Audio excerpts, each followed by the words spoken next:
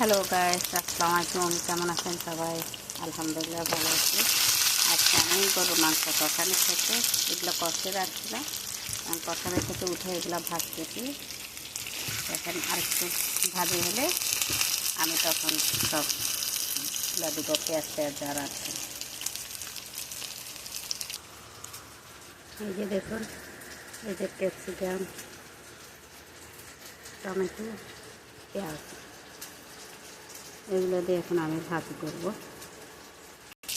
এখন আমার গরুর মাংসটা হয়ে যাচ্ছে। এখন আমি এগুলো রাখছি কাটিয়ে, ক্যাপসিকাম, পেঁয়াজ, টমেটো এগুলো ভাজিতে দিয়ে দেবো। এটা দেখুন বাকি উপকরণগুলো দেওয়া হচ্ছে।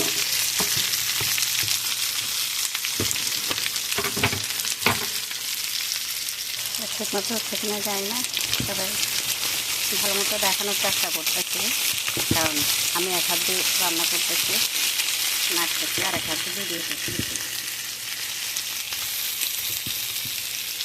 যে আমি একবারে ক্লোজ বাইরে দেখাচ্ছি, দেখেন কালারটা অনেক সুন্দর আসছে। পুরোপুরি হলে আরও সুন্দর আসবে। যেহেতু কষানি মাংসের ভিতরে মশলা ছিল, লবণও ছিল, তারপরে এখন আমি যেহেতু এগুলা ক্যাপসিকাম, টমেটো, এই পেঁয়াজ যখন দিচ্ছি তখন এই জন্য একটু অল্প একটু লবণ দিয়ে দিচ্ছি। দেখুন কিছু কাঁচামরিচ, 8টা কাঁচামরিচ আমি দিয়ে দিচ্ছি।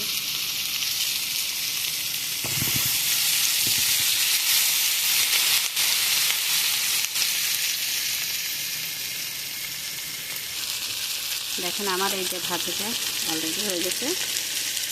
এই যে আমার টুক করা রেডি। এখন খাওয়ার পালা, সবাই মিলে এখন খাবো। গরুর মাংস ভাজি, এরকম করে কষায় ভাজি করেন, অনেক মজা হয়। ঠিক আছে, ভালো থাকেন। আল্লাহ হাফেজ। আসসালামু আলাইকুম।